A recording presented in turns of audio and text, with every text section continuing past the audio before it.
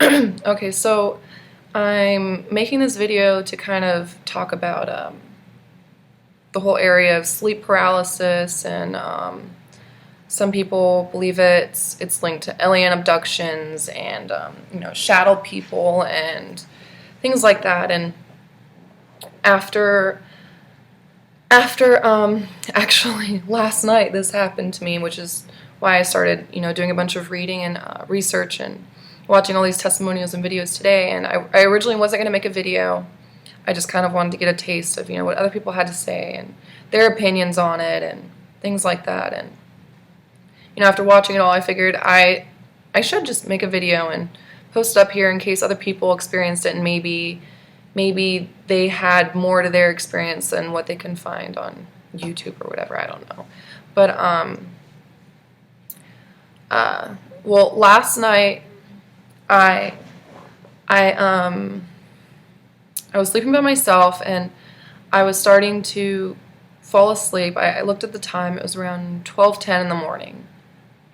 And I was starting to fall asleep, and then next thing I was asleep. And then all of a sudden I started hearing this noise in my ears, and it was kind of like, I don't want to say ringing because it wasn't really a ringing. It was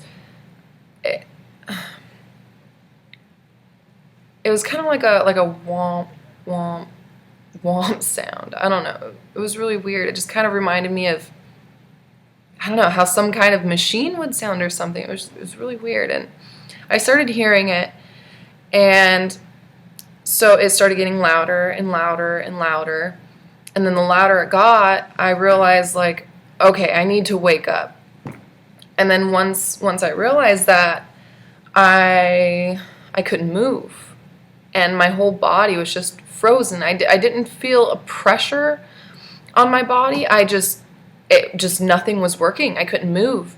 And then I realized I wasn't breathing, and I kept trying to breathe, and I couldn't breathe. And I was telling myself, like, Amanda, wake up, breathe, move, like, do something. You're okay. Don't let this happen. And I felt every inch of my body on the bed, and I felt every inch of everything that was touching me.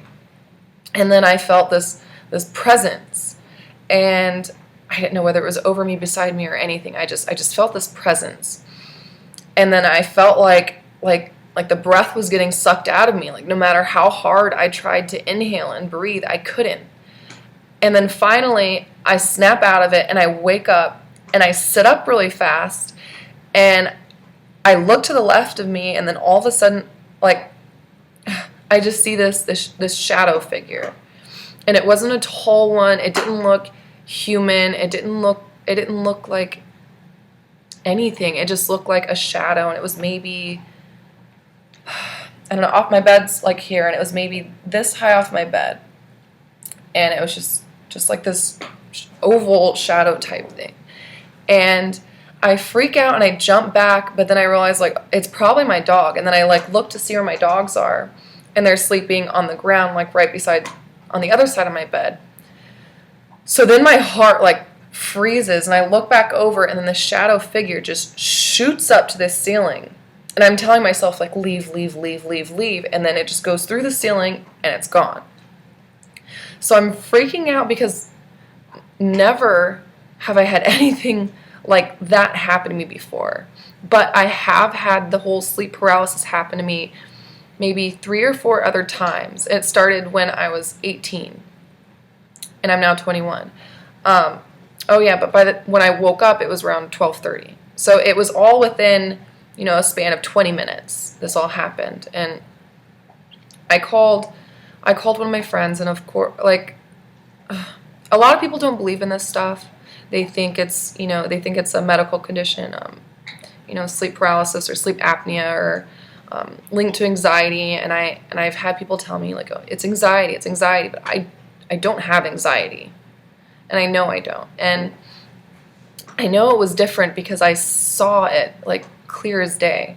But when this first started happening to me, I was 18 years old, and I just moved back from Phoenix, back into my mom's house, and I was sleeping with my boyfriend. He was laying down in front of me, and I had my arm, like, over him, And I'm starting to fall asleep, and then I start hearing this ringing, and this one was like a really high-pitched ringing. It was just like it was kind of like the same womp sound, but really, really high-pitched. And it just kept getting louder and louder and louder and louder and louder. And I was telling myself, wake up, wake up. And then I realized I couldn't move and I couldn't breathe. So I'm trying to make myself wake up, because I knew I was sleeping. I knew I was dreaming. I thought I was dreaming. So I knew it, thought it, whatever. But I'm trying to tell myself, like, wake up, wake up, wake up, move, breathe. You know what to do. Like, you are aware of what is going on right now. Fix it. And I couldn't, and it felt like forever, and the noise in my ears was getting so loud that it was painful. And I'm trying to breathe, and I'm trying to move, and then I realized my only hope is to wake up my boyfriend so that he can wake me up. And I'm trying to move my fingers, something, to get him to wake up. And then I get like one of my fingers to kind of like twitch, and then all of a sudden he rolls over and he's just like, "What are you doing?" And I wake up and I start gasping for air, and I start like bawling my eyes out uncontrollably. And he's freaking out and he's asking me what's wrong. I tell him what happened. He's just like, "You'll be okay, all right." So I lay back down. I try to go back to sleep, and I start falling back asleep again. And then the ringing kicked in again. And I tried to stop it. I was like, "You hear it?" I was like, "Wake up." And it just kept going, and then I couldn't breathe and I couldn't move. And it happened 3 times in a row that same night. But after the 3rd time, it stopped and went away. And it didn't happen to me for a really long time. And like after that first time, I had no idea what it was. But I don't believe in the devil. I believe there are entities and energies out there that are of a darker nature, just like human beings. There's good and there's bad. But it scared me so bad that I thought I was being possessed by the devil. I thought that was like the end of me, and there was no longer going to be a me. There was going to be something living inside of me. And I've never been through anything like that. And originally I thought it was due to withdrawals or something, because I was getting into, well, when I was living in Phoenix, I got into a lot of stupid stuff. You know, I was experimenting with drugs, whatever, and I had stopped, and I thought that's what it was linked to, and I looked up things online, and you know, there's people who said they'd had the same experience or something at least similar. But they more so said night terrors, and so I just linked that like, oh, that's a night terror. But then it happened again when I started to fall asleep one night, and then the ringing started getting louder and louder and louder, and I felt my body freezing, but I was able to pull myself out of it before it took over. And then it went away for the longest time, and then all of a sudden last night, this happens to me again. And this time I know it's not anxiety, it's not some medical condition, because when I was younger, I used to have a lot of encounters with, I guess you can say, spirits or entities, things like that, because I used to see ghosts. My little sister used to actually talk to them, and I know a lot of people are just like, oh, it's just an imaginary friend, but she would stare at the top of the ceiling and just have conversations, and she'd scream at me and tell them to be fair, and I don't, just weird things like this. And you know, growing up my whole life, I know a lot of people dismiss things like this because, you know, you can't prove it, blah, blah, blah. Science describes this is what this is. It's just sleep paralysis, sleep apnea, things like that. But, and you know, I'm sure there are conditions that are like that. But being a very spiritual person, I know I'm open to these kinds of things. And once you start, you know, getting into spiritual type things, you do open yourself up for things like this to happen. And after watching a lot of videos and seeing a lot of testimonials and then reading a lot about it, I do realize it is kind of like a challenge. You know, because you can't just jump into something and expect no opposition. Especially when it comes to, you know, spiritual things, because there's good and bad. I don't want to say good and bad, but, you know, the general idea of that, and in other dimensions than our own. And, you know, after last night and I heard about that, you know, I started reading up on shadow people. And, you know, a lot of people say, you know, it's shadow people, or there's other myths for it, and they call them different names. The old hag or the old woman or something like that, other things like that. But like I said, I didn't feel a pressure on my chest. I just couldn't move and I couldn't breathe. I was just stuck, frozen. And I kept hearing this sound that in my head, I just kept thinking it sounds like a spaceship or something. So of course I'm open to the idea that maybe that did possibly happen, but I right now I'm kind of more convinced that it's a spiritual thing. And so, you know, all these things started happening, and I've been reading how it happens to people, you know, more than once, and sometimes it's more frequent with others than it is for other people. And I know a lot of people who maybe might watch this video, they think I'm crazy, or that, you know, it's bullshit, or maybe I'm making this video for attention, things like that. But if I were just making this for attention, I think I would make a video that doesn't make me sound crazy to the majority of people who are closed off to other perspectives of reality, I guess you could say. But if you want to think that's perfectly fine. I understand why people dismiss it, because even my friend that I had called last night after it happened, you know, like I said, he just kept trying to tell me, it's anxiety, it's anxiety. I promise you, it's anxiety. Like, you're okay, it's just anxiety. It'll start to go away. But when you experience something like that, it's like something in you just knows that it's not just all in your head. And I'd watched this one video of this one guy, and he had talked about, you know, maybe it has something to do with the fact that when you're in a state of sleeping and then being conscious, you know, and I've read about this before, but the way he laid it out, it makes more sense to me now why some people do see these entities or whatever. And your brain waves operate on a different frequency, kind of like when you're in between sleeping, or even when you are sleeping compared to when you're awake, or when you just wake up. A lot of people are they're more intuitive. They have a lot of spontaneous, very creative ideas when they first wake up or when they're sleeping, because, you know, their brain's functioning on a different level. A lot of people are more intuitive at these points, you know, in time, and maybe it has something to do with that we're able to, you know, see entities, things like that. But the very first time this happened when I was 18, I didn't see anything.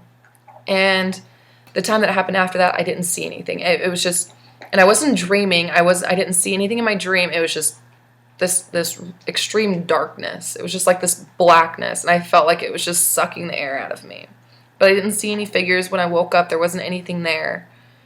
But this time, it was just so much more different, and I think that's why this time, I think it is more of a spiritual thing, because, I mean, I saw it shoot up into the ceiling and then through it.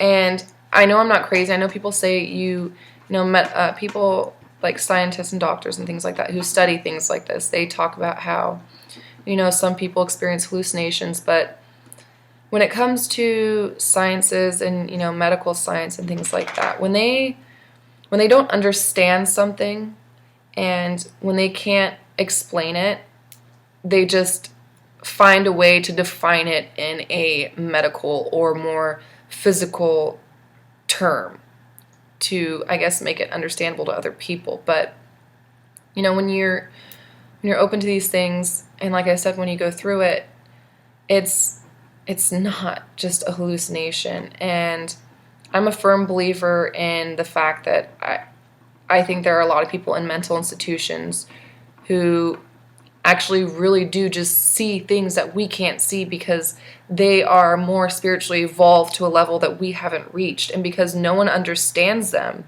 and no one else can see it, people think they're just crazy. They're just seeing things, like, you know. But there are very spiritual people like shamans and stuff. They can come in contact with the spirit world, and they're not crazy. They can bring back information and things like that no one else would ever be able to. And psychics and things like that are real. And if things like that are real, then that just goes to show, like, there's a lot of stuff that we can't explain simply because technology and our small level of understanding, it can't comprehend something so vast and something so mystical and unexplainable, and it's something that not everyone can see or experience themselves. So of course it's hard because, you know, in a society or a world where we believe that everything that's real is what's physical, what we can see, taste, touch, smell, you know, things like that. That's what's real. Anything else beyond that, it's not real because we can't understand it. But how many things have come out today that were thought to be impossible, that no one would have ever even comprehended the thought of it, you know, but here we are today. We have like the internet, and it's just like, how does that happen? There's frequency waves going through the air. Do we see it? Do we feel it? Do we even acknowledge that it's there? No, but it's going there, and it's all just being decoded. So everything about our reality is just being decoded by our brains.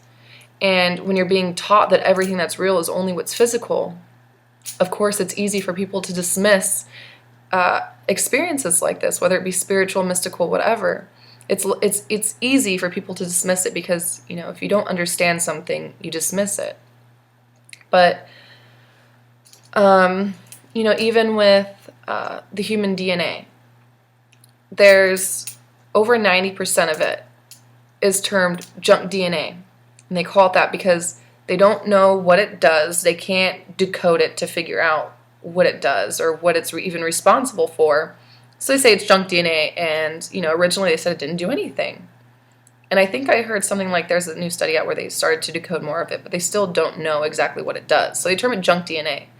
So that just goes to show that when they don't understand something, they give it a label so that it sounds or seems like they do understand it. So they can keep, you know, I don't know how to word this, but, you know, just because the fact that we don't understand it doesn't mean that it doesn't have a function.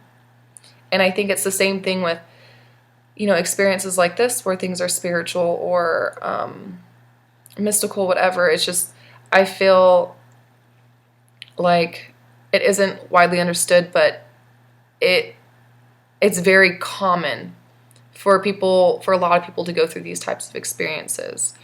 And, you know, that's just why I wanted to make this video, to put it out there just in case there is someone who has gone through something like this or similar, or is interested in it because they know someone who's gone through it, or they're just, you know, simply fascinated in the idea of it. But when it comes to things like this, I do recommend at least doing some thorough reading and research into it so you can come to some conclusions, your own conclusions, rather than just dismissing it because it sounds far-fetched, or because you don't understand it, or because, you know, you think things like this are just crazy. And if you want to think that, that's fine. By all means, tell yourself I'm crazy, and maybe I am. But I know some of the most brilliant and spiritually inclined people in the world were thought to be crazy because they were just before their time, where people couldn't understand them, but that didn't make what they said or what they went through any less real. And I'm not comparing myself to them, I'm just giving an example. But yeah, that's my story, and, you know, I appreciate anyone who watches this video. And if you have any questions or any comments or your own story or any kind of response or, you know, anything like that, but feel free to comment or leave anything on here. And for the people who just want to bash, by all means, please entertain me, humor me, tell me why I'm stupid, tell me why I'm wrong. And if you have something that, you know, goes to prove in your mind that it is simply just a medical condition, flood me with the information. I'm open to anything. Like I said, maybe I am crazy, but me being such a spiritual person and going through things, seeing things and experiencing things from a young age, you know, it's a lot easier for me to come to terms with the fact that, in my mind, it is something that's spiritual, but nonetheless real. And I know it doesn't happen to a lot of people, these kinds of experiences, but at the same time it does happen to a lot of people, just not the majority. But, I mean, I do understand why a lot of people don't understand this and why it's so easy to dismiss, but like I said, it doesn't make it any less real. And, you know, if you have anything to say, any comments or anything like that, feel free to leave it on the video or message me, whatever. It doesn't, either or works for me. But thank you guys for watching and actually, you know, taking the time to watch this video. It kind of went on a lot longer than I expected, but anyway, yeah, thank you.